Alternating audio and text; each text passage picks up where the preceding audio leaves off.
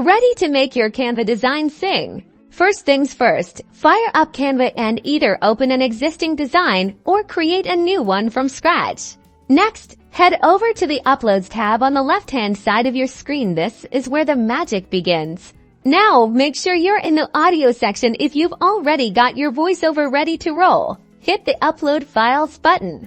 Locate your audio file on your computer and select it. Canva supports a variety of audio formats like MP3 and WAV. Once uploaded, your audio file will appear in the Audio tab. Simply click on it and boom, it's added to your design. You'll see the audio waveform appear at the bottom of your screen now. Drag and drop it to align it precisely where you want it to start playing. Need to trim the audio? No problem. Just drag the edges of the waveform to shorten or lengthen it. Preview your design to make sure your voiceover is perfectly synced with your visuals, and that's it. You've successfully added a voiceover to your Canva design.